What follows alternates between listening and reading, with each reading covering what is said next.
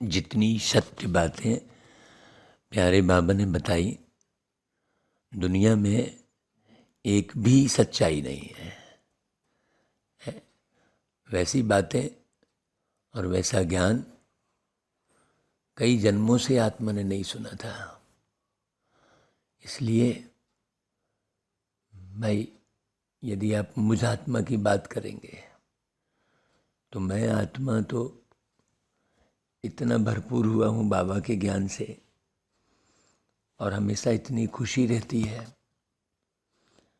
कि उसका पारावार नहीं है। अंदर इतनी खुशी भर गई है कि वो खुशी किसी भी कारण से अब ख़त्म नहीं हो सकती। ऐसी खुशी किसी जन्म में नहीं पाई।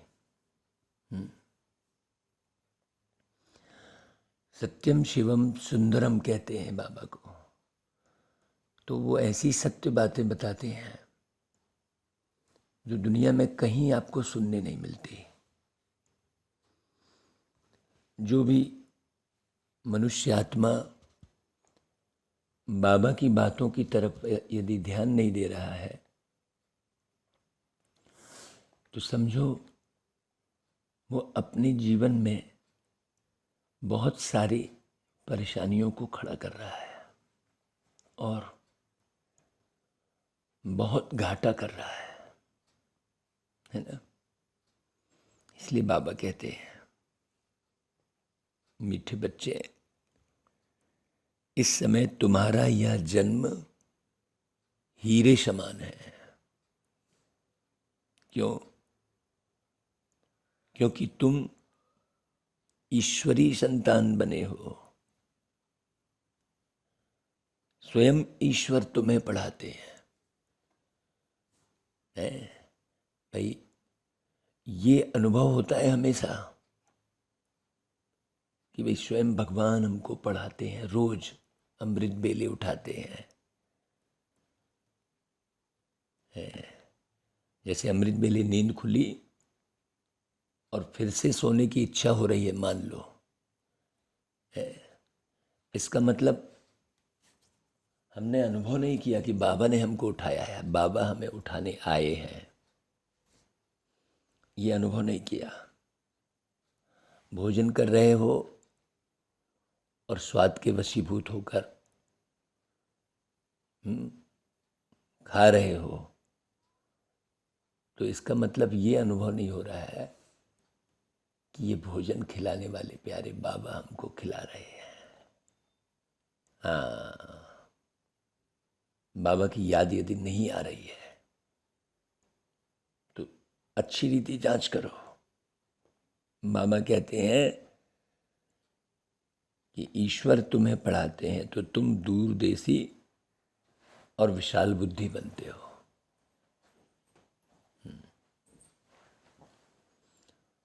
भाई, तुम आत्मा हो, पहले तो ये पक्का हो जाए। यदि घर की याद नहीं आ रही है, अपना सूक्ष्म स्वरूप नहीं बन पा रहा है। भाई, दर्पण के सामने गए तो क्या दिखाई दे रहा है आपको? भोजन करने बैठे तो क्या अनुभव हो रहा है? कहीं घूमने फिरने गए तो क्या अनुभव हो रहा है? किसी से मिलजुल रहे हो तो क्या अनुभव हो रहा है? आखिर कब समझेंगे हम, कब अनुभव करेंगे? बाबा कहता है तुम विशाल बुद्धि बनते हो। अभी प्रति क्षण के अनुभव को आप समझो कि प्रति क्षण आपको क्या अनुभव हो रहा है। नहीं तो ऐसे तो कितने गीता पढ़ रहे हैं और रामायण पढ़ रहे हैं। जैसे गीता रामायण पढ़ रहे थे वैसे ही मुरली भी सुन रहे हैं, पढ़ रहे हैं, मान लो, तो उससे कोई फ़ायदा नहीं है। बात है मुख्य अनुभव करने की। ये जो मुरली सुन रहे हैं तो वो निश्चय हो रहा है क्या कि हाँ भाई, भगवान हमको पढ़ा रहे हैं? बहुतों को निश्चय नहीं होता, बस यूं ही चल रहे होते हैं। हाँ, और कई तो ऐसा है कि हाँ नहीं, दुनिया में बाहर तो बिल्कुल बेकार है, यहाँ अच्छा है, यहाँ थोड़ा ठीक है, और जगह से तो बढ़िया है, चलो इसीलिए चलते हैं। नहीं, बाबा से प्रीत कितनी हुई है, अनुभव कितना हो रहा है, मुख्य बात है अनुभव की।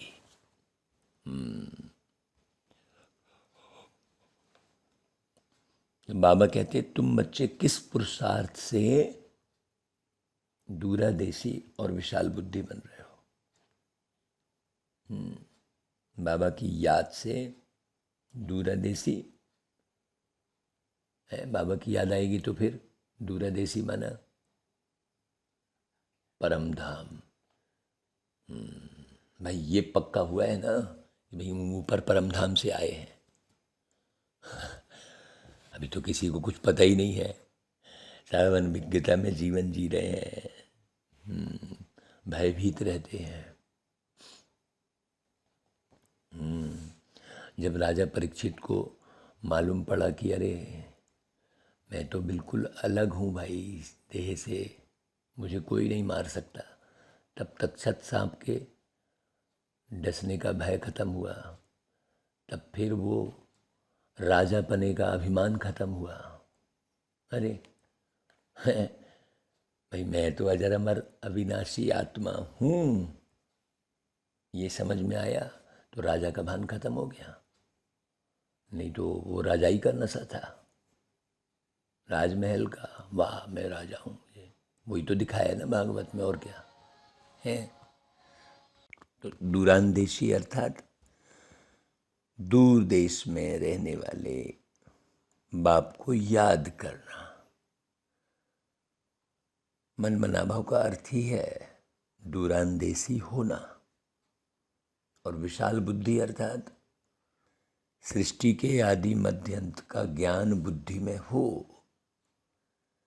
तुम्हें पहले दूरांदेशी फिर विशाल बुद्धि बनना है ना भाई। दुनिया में तो जो है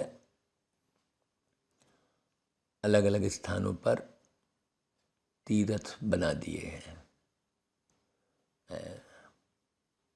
अब सोचो, अगर चलो तीर्थ बनाए हैं, जिस स्थान पर तीर्थ है वहाँ के लोग तो कम से कम विषय विकारों से मुक्त होना चाहिए भाई। जब तीर्थ है तो भाई, जैसे जगन्नाथपुरी एक तीर्थ है तो वहाँ के लोग विषय विकारों से मुक्त होना चाहिए। जब तुम उस स्थान पे जाके पावन बनते हो तो वहाँ रहने वाले विषय विकारों से मुक्त होने चाहिए। गीत बनाए ना, हमारे तीर्थ न्यारे हैं।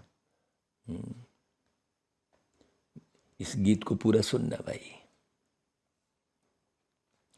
वास्तव में हमारा तीर्थ तो बहुत दूर है, इसलिए बच्चों को कहा जाता है कि दूरांदेशी भव। दूर देश में रहने वाले फिर कहते हैं विशाल बुद्धि भव। दूर देश में रहने वाले कौन? प्यारे बाबा।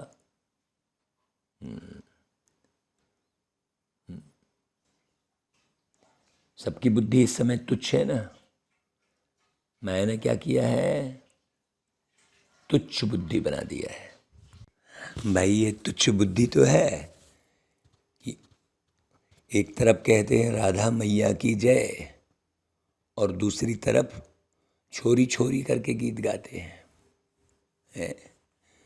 बीरज की छोरी से, बरसाने की छोरी से, सोचो है ना भाई। एक तरफ प्राण प्रतिष्ठा करते और दूसरी तरफ उसे ले जाके विसर्जन कर देते हैं। ऐसी जगह विसर्जन करते जहाँ पूरे शहर का गंदा पानी उसमें जा रहा है। सोचो, होश ही नहीं है लोगों को, क्योंकि विशाल बुद्धि नहीं है भाई। बच्चों की है दूरांदेशी बुद्धि, अर्थात दूर के रहने वाले, परम धाम के रहने वाले बाबा की याद करना। और विशाल बुद्धि यानी सारे सृष्टि के आदि मध्य अंत का ज्ञान बुद्धि में है। हाँ, कब आए इस धरती पर और कब जाने का समय है, अभी लोगों को कुछ भी पता नहीं है। जाने का समय है, फिर भी यहाँ पर विस्तार करते बैठे हैं। सब हैं अल्पज्ञ बुद्धि, अर्थात अल्प बुद्धि। सिर्फ कहते हैं परमात्मा, बस भगवान भगवान कहते रहेंगे, हे प्रभु अल्लाह अल्लाह ऐसे करते रहेंगे, परंतु जानते कुछ भी नहीं है। भाई यहाँ तो कोई महात्मा नहीं है ना, यह तो बाप आकर दूरांदेशी बनाते हैं, परंतु दूरांदेशी बच्चे कम हैं, बाबा कहते हैं। जिनको निरंतर बाबा की याद परम धाम में आती रहे। बल ज्ञान बहुत है, परंतु दूरांदेशी कम है। समझ गए? हाँ, रोज तो मुरली में सुन रहे हैं, बोले वही बात, लेकिन बुद्धि परम धाम में टिकी है क्या? तो दूरांदेशी कम है, अर्थात बाप की याद में कम रहते हैं। बाकी साधु तो साधना करते हैं। यथा राजा रानी तथा प्रजा, सारी दुनिया इस समय पतित है। भल महात्मा नाम डाल देते हैं, परंतु महान आत्मा तो कोई है ही नहीं ना यहाँ पर। कई फिर श्री कृष्ण को महात्मा कहते हैं। हाँ भाई, श्री कृष्ण फिर भी राइट है, क्योंकि वहाँ श्रेष्ठाचारी दुनिया है और यह तो भ्रष्टाचारी दुनिया है। यहाँ कौन महात्मा होगा, सोचो।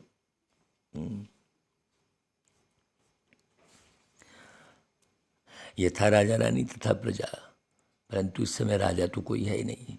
अभी तो प्रजा का प्रजा पर राज्य है। हर एक अपने को मुखिया समझता है। प्रजा पर प्रजा का राज्य, प्रजातंत्र होने के कारण ढेर मुख खुलते हैं। हर कोई बस ज्ञान सुनाने तैयार हो जाएगा। बाप कहते हैं शास्त्र पढ़ने से तुम मेरे से मिल नहीं सकते और ना ही कोई मुक्ति में जा सकते हैं, जब तक मेरे द्वारा कोई मेरे को ना जाने और जब तक कल्प के अंत में मैं ना आऊं। देखो, ऐसी बात कौन बोलेगा भाई? श्री कृष्ण जी ने ऐसी बात तो नहीं बोली ना। मनुष्य तो श्री कृष्ण को याद करते हैं, वह तो इस देश का है। हाँ, श्री कृष्ण जी दूरांदेशी थोड़ी हैं भाई। लोग सतयुग त्रेता द्वापर कलयुग कहते हैं, लेकिन सतयुग में कौन रहता है ये किसी को नहीं मालूम। किसका पार्ट चलता है, अलग अलग युग में अलग अलग किसका किसका पार्ट चलता है, ये किसी को पता ही नहीं है। क्यों? क्योंकि प्रत्येक युग की आयु बहुत लंबी बता दी।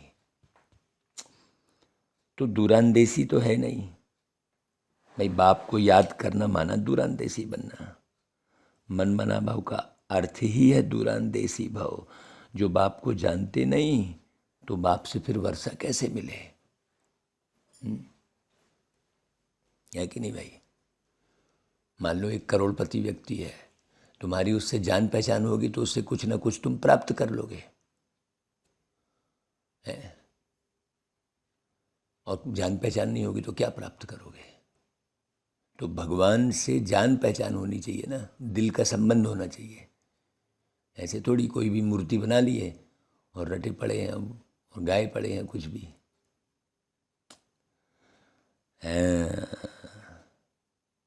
अगर आए नहीं तो रास्ता कैसे मिले? बड़ी समझ की बात है ये। मुरली को जितना गहरे से सुनेगा व्यक्ति, सारा दिन बाबा की याद में रहेगा। लेकिन कितनी आत्माएं हैं, बाबा कहते हैं बहुत कम है जो सारा समय बाबा की याद में रहते हो।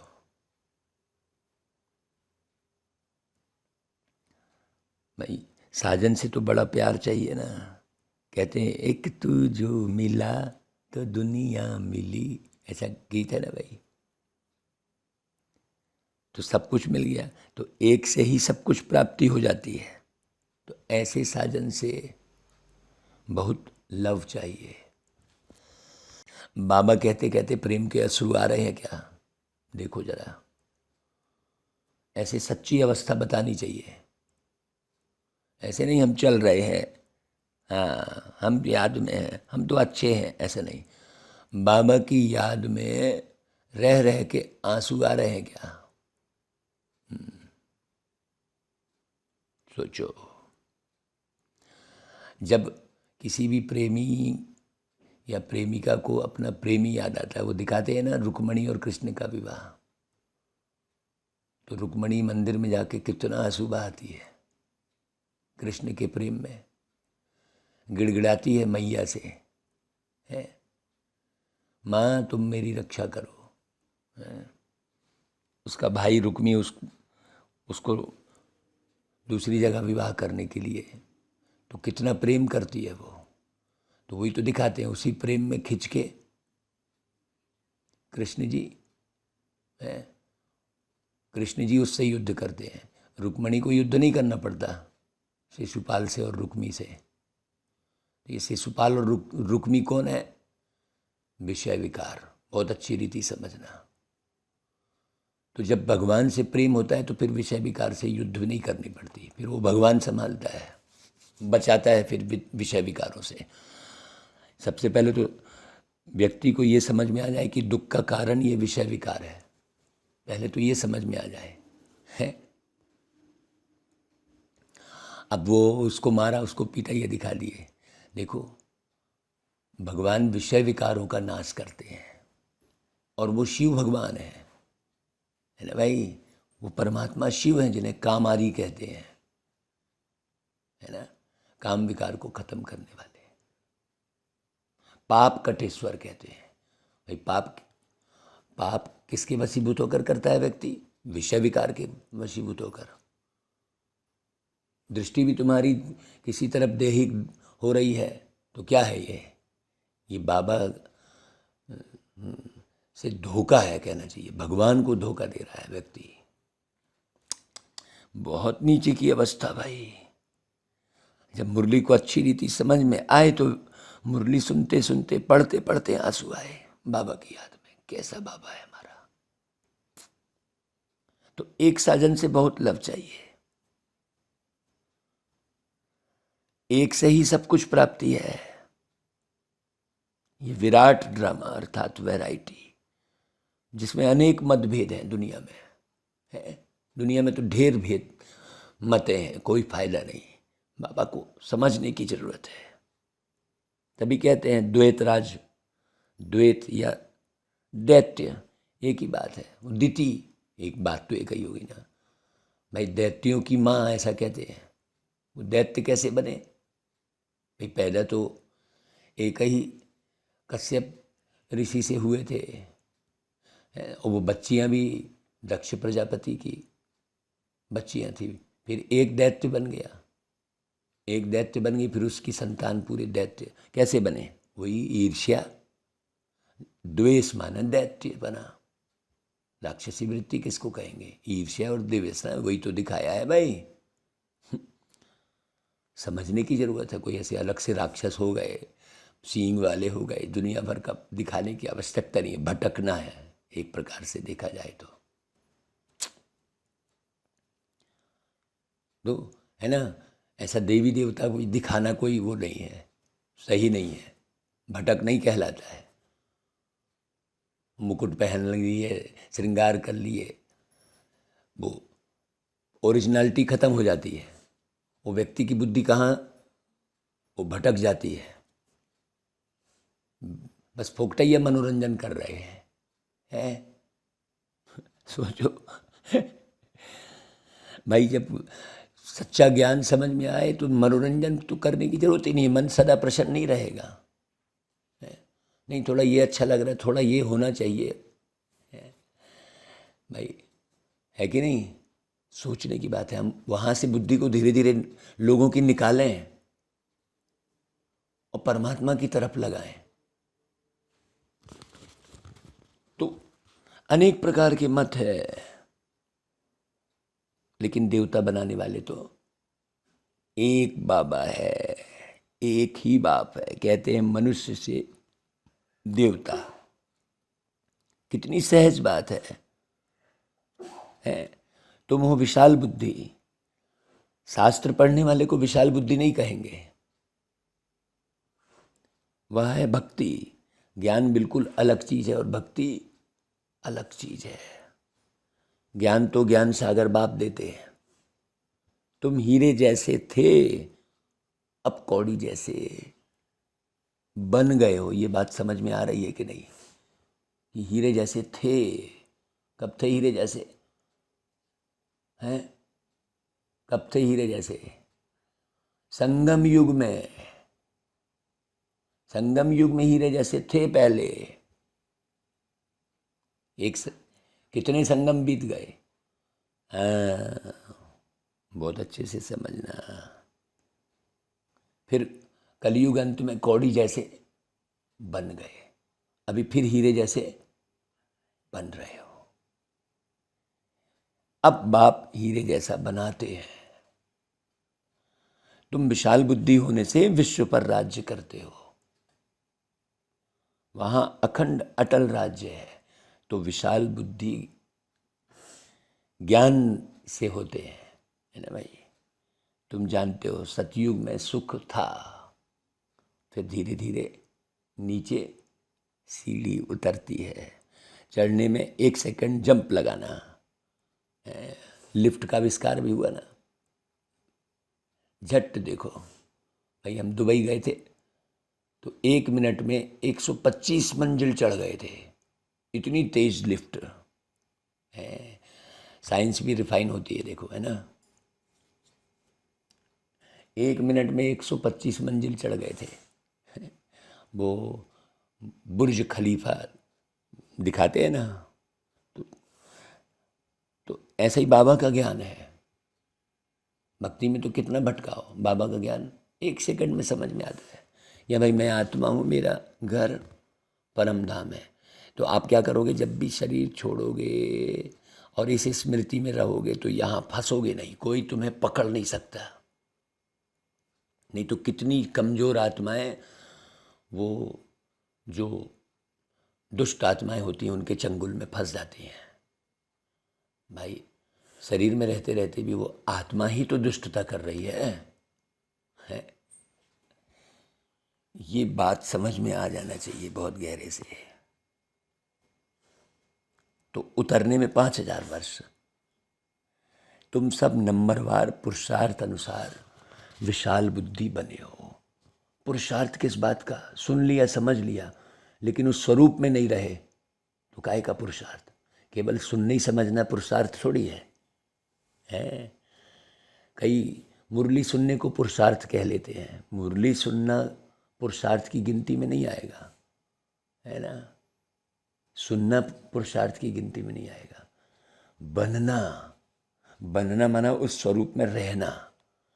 तो कितने समय रहे वो पुरुषार्थ कहलाएगा। और बार बार मुझे, बहुत गहरी समझने की बात है। कोई कार्य अच्छे से नहीं कर पा रहे, हम मूंझ रहे हैं, बुद्धि ही नहीं चल रही है, कब क्या कैसा करना चाहिए सोचो। है भाई, हमें समझ में आना चाहिए कि हमें किस परिस्थिति में, तब तो वो पावरफुल समझदारी कहलाएगी। ऐसे थोड़ी ये सुन लिए, समझ लिए, हो गया। वो तो समझे हो कब कहलाएगा? जब परिस्थिति के समय आप कोई भी, भाई दिन भर में अलग अलग स्थान पे, अलग अलग समय पे आपको डिसीजन लेना पड़ेगा ना। समझदारी से काम लेना पड़ेगा ना। यदि हमको कोई चीज़ समझ में नहीं आ रही है, इसका मतलब हमारी बुद्धि खूब भटक रही है इधर उधर। नहीं तो समझते देर नहीं लगेगी कोई भी बात को, है ना भाई। देखो, जो जो सुरूढ़ बुद्धि होता है वो फटाफट हर चीज़ को समझ लेता है ना भाई। जिसकी बुद्धि स्थिर रहेगी, जिसकी बुद्धि भटकेगी नहीं। बुद्धि को भटकाता कौन है? मन, है ना भाई। और जिसके मन में आकर्षण नहीं होगा, ये सब गहरी समझने की बात है। हाँ, तो सतयुग में यह ज्ञान नहीं होता, यह ज्ञान अभी मिलता है। संगम पर बाबा आते हैं, हूबहू कल्प पहले मुआफिक। ये सब गहरे समझना पड़ेगा ना भाई। तो फिर हम इस दिशा में गहरा पुरुषार्थ करेंगे, फिर हमारी बुद्धि कितनी विशाल बुद्धि बनेगी सोचो। जब हमारी आदत, बाबा ऐसा निर्माण करने जा रहे हैं कि आपको संकल्प में समझ में आ जाएगा।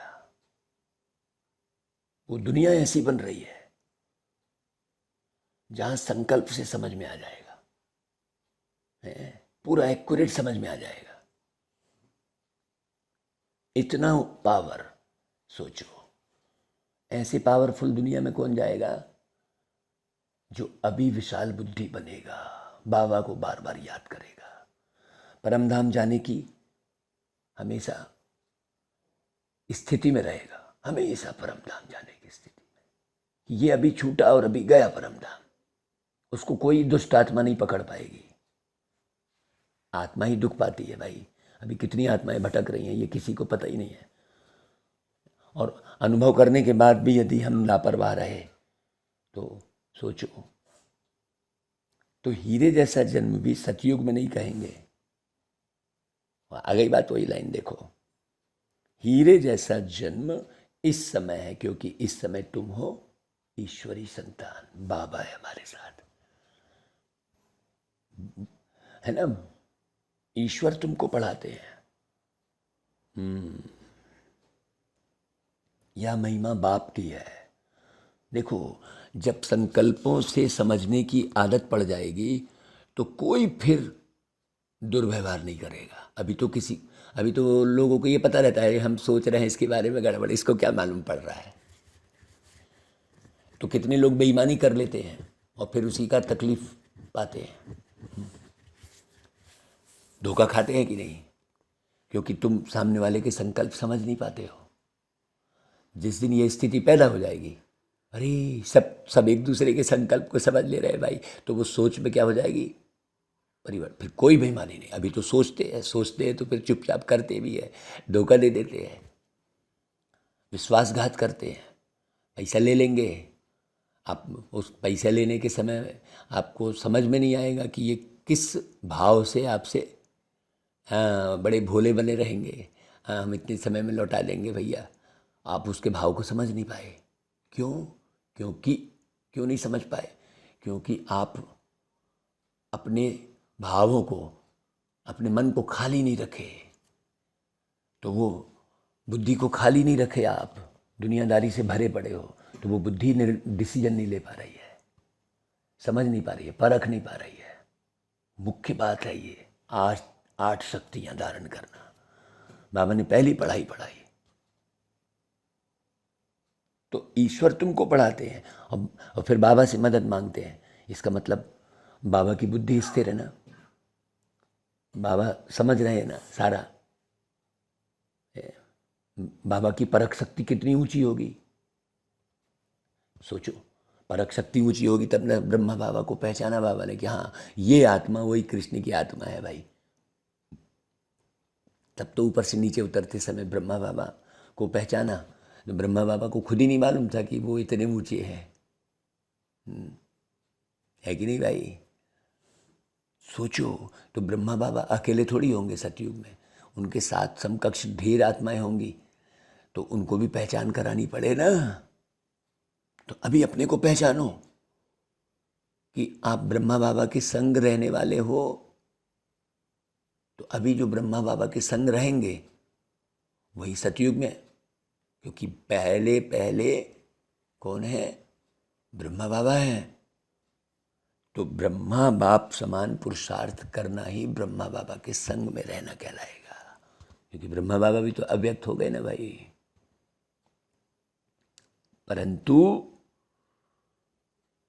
बाबा की जो महिमा हम सुनाते हैं कि पतित पावन है, तो भाई सर्वव्यापी कैसे हो सकता है? परंतु मनुष्य अल्पज्ञ बुद्धि है, कितना भी समझाओ समझते ही नहीं है। अगर नहीं समझे तो समझो कि वह ब्राह्मण कुल का नहीं है। फोकट माथा मत मारो। जो देवता कुल का होगा वही ज्ञान को समझ ब्राह्मण बनेंगे। बाप ज्ञान के सागर हैं, तुम भी ज्ञान के सागर बनते हो, फिर तुम सुख शांति के सागर बनते हो, सबको तुमसे शांति का अनुभव होने लग जाएगा। हाँ, लगेगा हाँ यही है भाई फाइनल है, हम इनको ही मुखिया बनाएंगे। ऐसा आत्माओं के अंदर में वो आएगा आपको देखकर। सोचो। और जिसकी समझ में नहीं होगा वो तो टीवी के प्रसिद्ध लोगों को देखता रहेगा। वो समझ में ही नहीं आएगा कि ये क्या कर रहा है ना भाई। ऐसे बहुत भीड़ लगती है प्रसिद्ध लोगों के पीछे, और वो बढ़िया माल ठाल खाता रहता है लोगों को बेवकूफ़ बनाता रहता है। लोगों को समझ में ही नहीं आता। सतयुग में सुख अपार रहता है, तो बाप द्वारा तुमको सर्व सुखों की प्राप्ति होती है, सो भी अंत में ज्ञान सुख शांति के सागर बनेंगे। हेलो भाई, मम्मा ने कैसा पुरुषार्थ किया? बाबा ने कहा अंत में बनेंगे, तो मम्मा ने क्या बोला? हर घड़ी अंतिम घड़ी समझा, तो मम्मा फटाफट सुख शांति के सागर बन गई, जल्दी संपूर्ण होके। हाँ, उसको कोई बुढ़ापा का कष्ट मम्मा को बिल्कुल नहीं सहना पड़ा, संपूर्ण बन के, है ना भाई। अब वो आत्मा जहाँ भी है तो वो संपूर्ण अवस्था में होगी। वो छोटा बच्चा भी होगी तो संपूर्ण अवस्था में होगी, है ना भाई, क्योंकि जल्दी जल्दी पुरुषार्थ किया मम्मा ने। इसलिए मम्मा का गायन आज तक भी है, हर विद्यालय में मम्मा की ही तस्वीर है। ये बड़े गहरे समझने की ज़रूरत है। जिसको मम्मा बाबा याद आएंगे, मम्मा बाबा की याद में आंसू आएंगे, वही शिव बाबा से कनेक्शन कर पाएगा। बहुत अच्छी रीति समझना।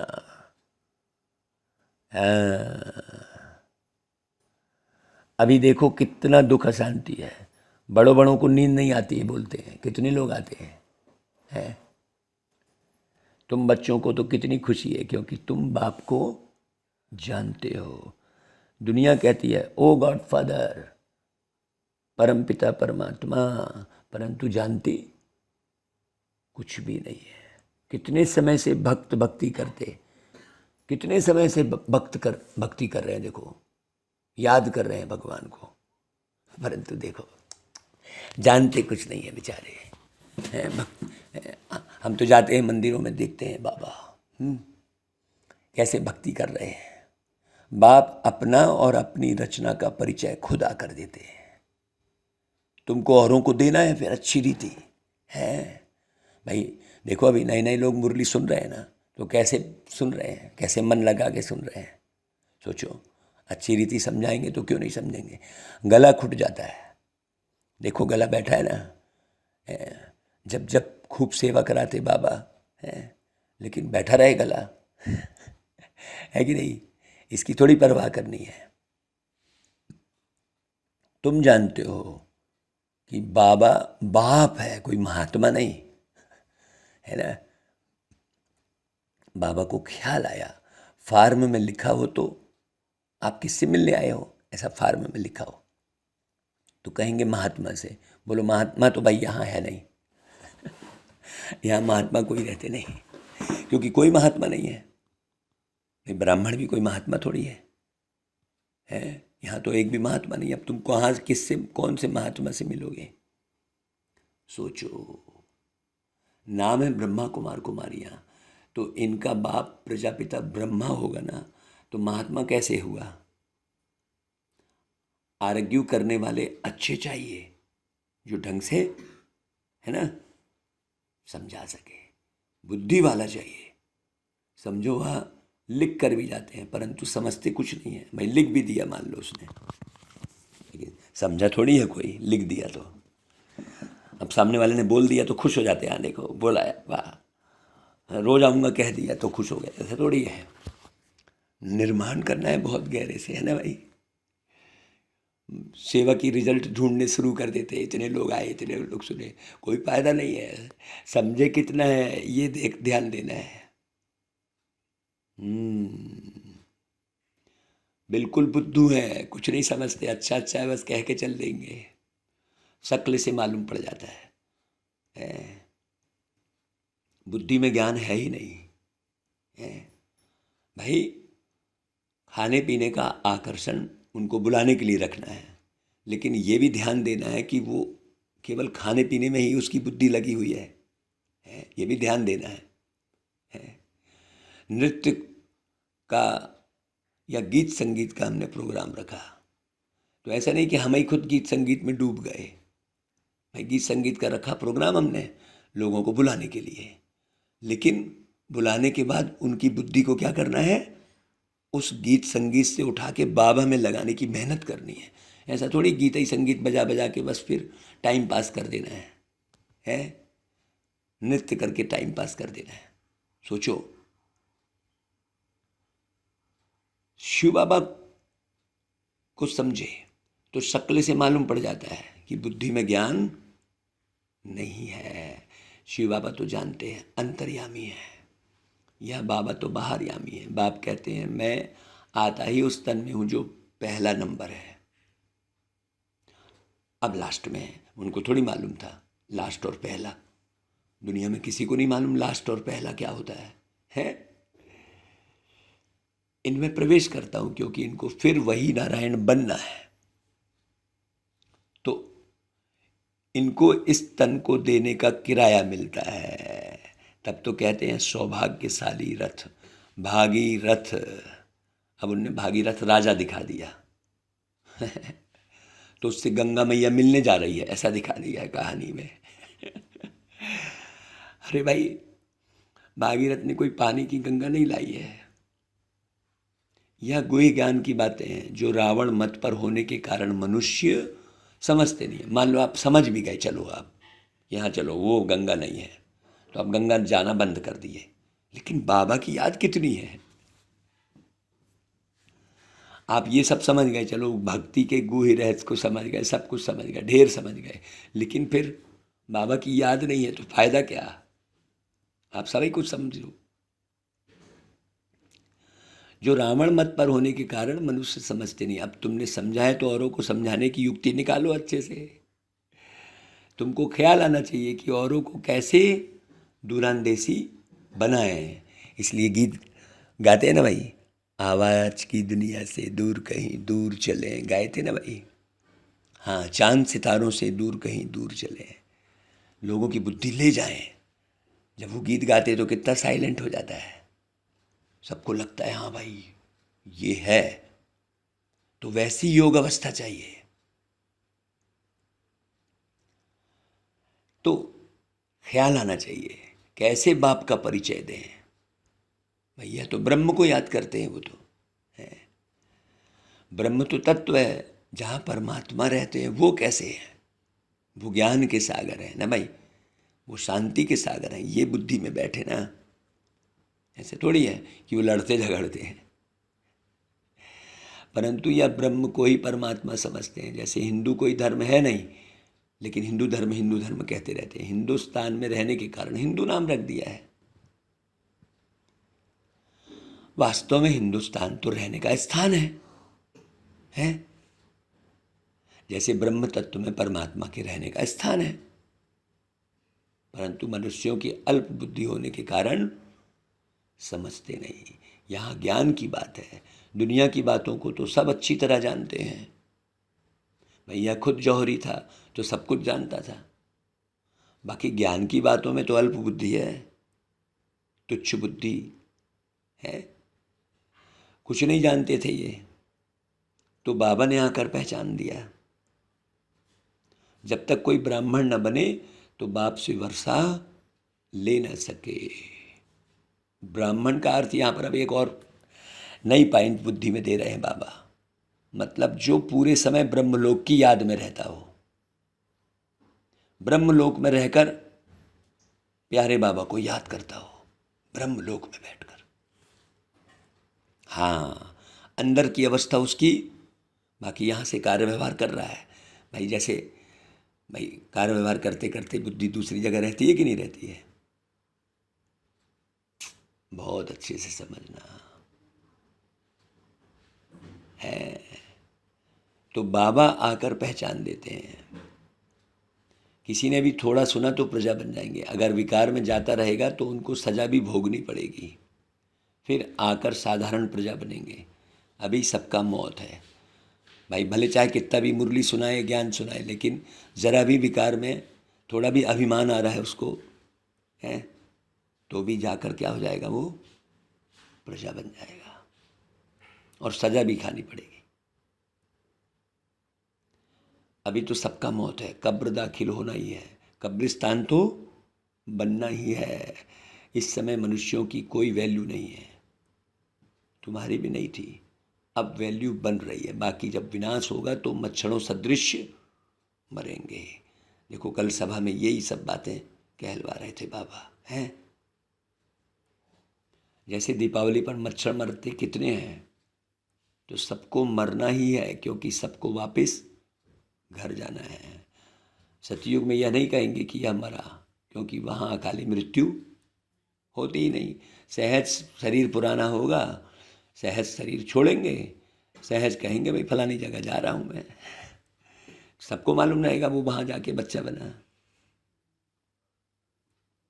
मरना शब्द वहाँ नहीं होता, सिर्फ एक पुराना चोला छोड़ नया लेते हैं, सो भी समय पर।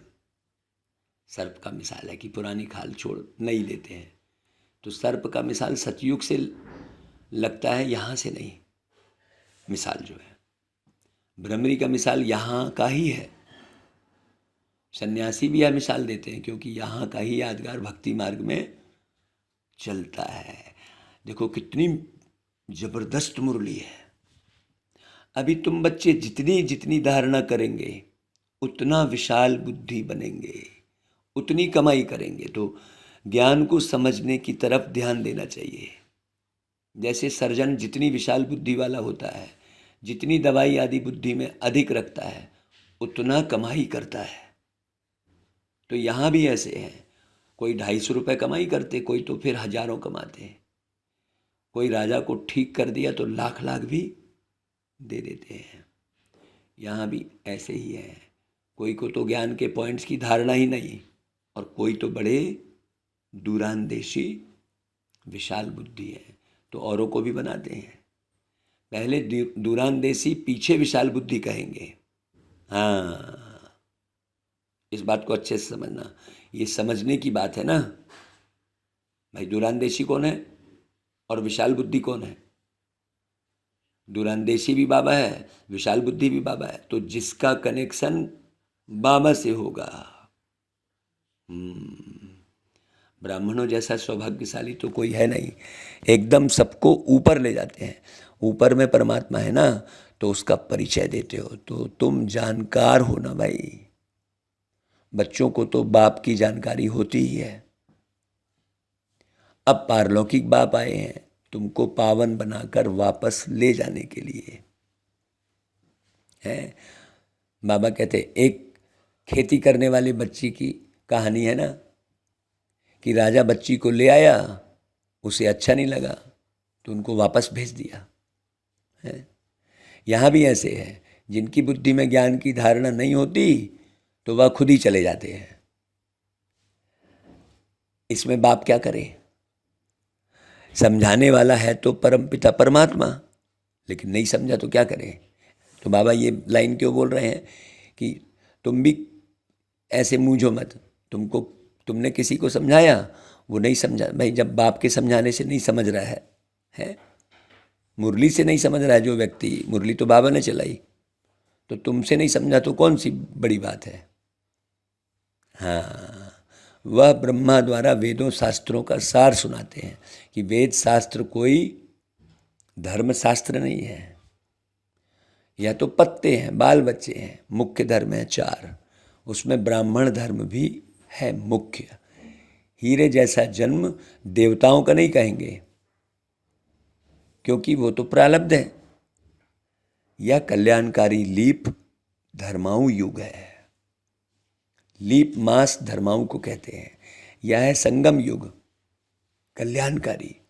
और जितने भी युग हैं वह सब अकल्याण ही होता है, नीचे ही उतरते जाते हैं, है ना भाई? किसी भी युग में इतना ऊपर नहीं चढ़ेंगे, क्योंकि डिग्री कम होती जाती है, दिन प्रतिदिन कला कम होती जाती है। यह युग ही कल्याणकारी है, तो हर एक को माथा मारना पड़े कि औरों को कैसे समझाएं। हाँ, अंदर से ये होना रहना चाहिए। यूं तो उस्ताद बता रहे हैं कि रास्ता कैसे बताओ, फिर भी हर एक का धंधा अपना अपना है, युक्ति निकालनी चाहिए। ये ध्यान रखना चाहिए कि किसी की बुद्धि, हम यदि पढ़ा रहे हैं, किसी को समझा रहे हैं, तो उसकी बुद्धि इधर उधर ना भाग नहीं पाए। क्योंकि अगर हमने ये ध्यान नहीं दिया है तो उसकी बुद्धि में बैठेगा कैसे? वो तो इंतजार करते रहेगा मनोरंजन का, और हम उसको खाली मनोरंजन दिखाते रहेंगे, तो वो सेवा असली सेवा नहीं कहलाएगी। बाप में बुद्धि लगनी चाहिए, तब वो असली सेवा कहलाएगी। तो बाबा वही कह रहा है, हर एक का धंधा अपना अपना है। तो यह आना चाहिए कि कैसे औरों को दलदल से निकालूं। हाँ, ऐसे नहीं कि और दलदल में फंसा दूं। कई तो दलदल से निकालने जाते हैं, फिर खुद फंस जाते हैं। हाँ, खुद ही लड़ाई झगड़ा करने लग गए, गुस्सा हो गए। सोचो, अरे कोई नहीं समझ रहा है तो छोड़ो उसको। बाप है ना बेटा, पहले तो अल्प को समझाओ, बार बार बाबा की तरफ बुद्धि ले जानी चाहिए। तो जब बाबा समझ में आ जाएगा तो उनके द्वारा दी जाने वाली बादशाही को भी जान जाएंगे और सृष्टि चक्र को भी जान जाएंगे। तो सृष्टि चक्र को समझाना पहले बहुत जरूरी है। तो बड़ा चित्र होना चाहिए सृष्टि चक्र का, बाबा कहते हैं, तब तो दूर से समझ में आए। अब लोगों को समझ में ही नहीं आया कि हम कहाँ बैठे हैं। संगम युग के बारे में तो समझाना पड़े ना अच्छी रीति। तो कोई 1000 दफा लिख कर दे कि अल्प कौन है, तब यहाँ बैठ सके। हाँ, कई तो ब्लड से भी लिख कर देते हैं फिर चले जाते हैं। बताओ, खून से लिखने वाले लोग नहीं हैं तो कितना सूक्ष्म पुरुषार्थ करना चाहिए। सोचो, बाबा कह रहा है, बाबा के पास ऐसे बच्चे भी आए थे वो खून से लिख रहे थे। तो सोचो कितना गहरा समझ है ना, गहरी समझ चाहिए। माया कोई कम थोड़ी ही है, नाक से पकड़ लेती है। बाबा कहता है बहुत, मुरली को एक एक गहरे से, और सवेरे सवेरे मुरली पढ़ोगे तो भेजे में बैठेगी, और सोए पड़े रहोगे तो क्या भेजे में बैठेगी। अच्छा भाई, मीठे मीठे सिकिले दे बच्चों प्रति माता पिता बाप दादा का याद प्यार और गुड मॉर्निंग। रूहानी बाप की रूहानी बच्चों को नमस्ते, और हम रूहानी बच्चों की रूहानी माता पिता बाप दादा को याद प्यार गुड मॉर्निंग और नमस्ते। अभी धारणा के लिए सार अच्छी रीति सुनो। दूरांदेसी बन बाप की याद में रहना है, और दूसरों को भी दूर देश में रहने वाले बाप का परिचय अच्छी रीति देना है। हाँ, नहीं कण कण में व्याप्त से बोल दिया बस, उस पर विशेष रूप से समझाना है। कुछ भी समझे हुए हैं लोग। नशा रहना चाहिए आपके, नशे से गीत गाना चाहिए, बाबा की याद में गीत गाना चाहिए। ऐसे नहीं कि हम गीत गा रहे हैं तो हमारा स्वर कैसा निकल रहा है ये हम उसी ख्याल में लगे रहें। तुम नशे में रहोगे तो तुमको तुम्हारी हर चीज़ पसंद आएगी लोगों को। अच्छा भाई, दूसरी पॉइंट, कल्याणकारी युग में सभी का कल्याण करने की युक्ति निकालनी है। कैसे करके समझाऊं? सबको दूबन दलदल से निकालने की सेवा करनी है। सारे के सारे जो है चक्कर में फंसे हैं। अच्छा भाई, वरदान, सदा उमंग उत्साह के पंखों द्वारा उड़ती कला की स्थिति का अनुभव करने वाले कर्म योगी भव। उमंग उत्साह आप ब्राह्मणों के उड़ती कला के पंख हैं, इसलिए उमंग उत्साह कम होने नहीं चाहिए। नहीं तो मुरली सुनकर भी कईयों की क्या होती है स्थिति, हाँ, उनको लगता है कि ये हमारे लिए बोल रहे हैं, तो और नीचे उतर जाती है स्थिति, अंदर में चिड़चिड़ाहट शुरू हो जाती है। नहीं भाई, अगर कार्य अर्थ नीचे भी आते हो तो उड़ती कला की स्थिति से कर्मयोगी बन कर्म में आते हो। कोई भी कर्म थकाएगा नहीं आपको। यह उमंग उत्साह ब्राह्मणों के लिए बड़े से बड़ी शक्ति है, नीरस जीवन नहीं है। हाँ, उमंग उत्साह का रस है, तो कभी दिल शिकस्त नहीं हो सकते। सदा दिल खुश, उमंग उत्साह तूफान को भी क्या करेगा, तोहफा बना देता है। परीक्षा व समस्या को मनोरंजन का अनुभव कराता है। हम मधुबन जाते थे तो 4 बजे की मुरली ही अटेंड करते थे। 88 नंबर हॉल में 4 बजे मुरली चलती थी। हमें मालूम पड़ गया तो बस सीधे उठ के बाबा के कमरे में 2 से 4 तपस्या धाम में योग करते थे और फिर सीधे 88 नंबर में भागते थे।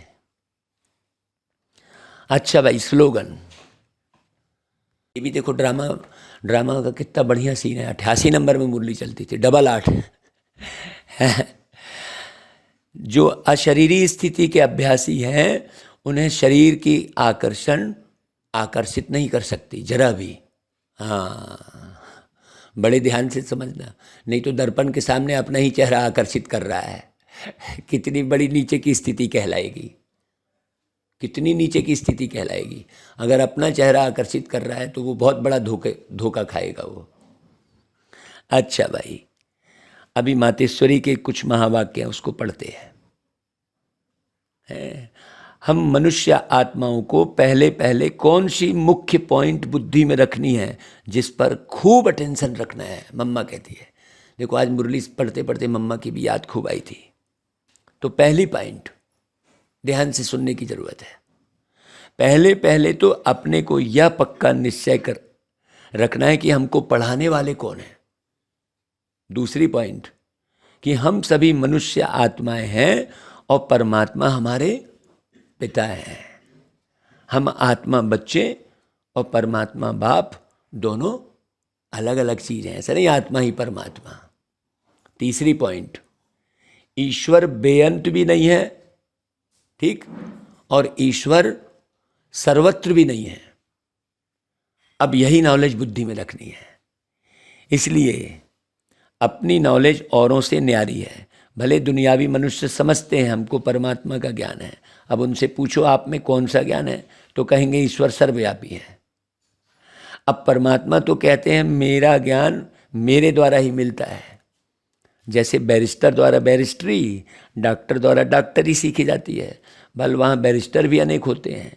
एक बैरिस्टर से ना पढ़ा तो दूसरा पढ़ाएगा, एक डॉक्टर से ना पढ़ा तो दूसरा डॉक्टर पढ़ाएगा, मगर यह ईश्वरी नॉलेज सिवाय एक परमात्मा के बगैर कोई भी मनुष्य आत्मा, चाहे साधु संत महात्मा हो, वो भी पढ़ा नहीं सकेगा, थोड़ी पढ़ा सकेगा भाई।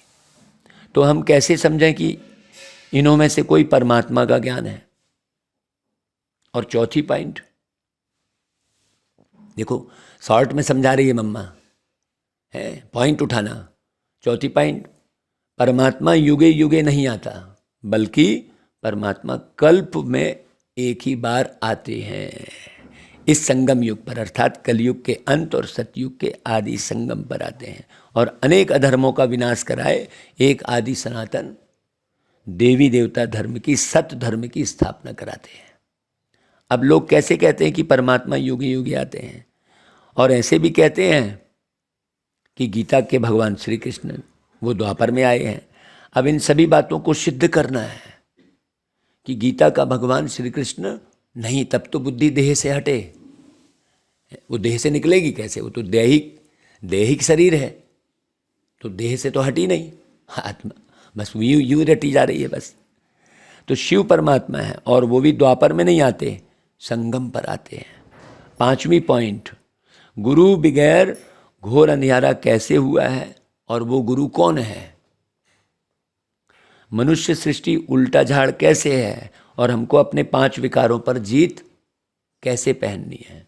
छठवीं पॉइंट, हम वही पांडव योद्धे हैं जिसके साथ साक्षात परमात्मा है, उसी तरफ ही जीत है। और 7वीं पॉइंट, परमात्मा खुद सर्वशक्तिमान है, तो जिन्होंने परमात्मा का पूरा साथ लिया है उन्हों को ही परमात्मा द्वारा लाइट माइट दोनों ताज मिलते हैं। अब यह सभी बातें बुद्धि में रखना, इसको ही ज्ञान कहा जाता है। 7 पॉइंट में मम्मा ने बहुत अच्छे तरीके से समझा दिया है। अब इसे बार बार सुनो, अभी 7 पॉइंट आपको याद थोड़ी रहेगी, सोचो। अच्छा भाई, ओम शांति।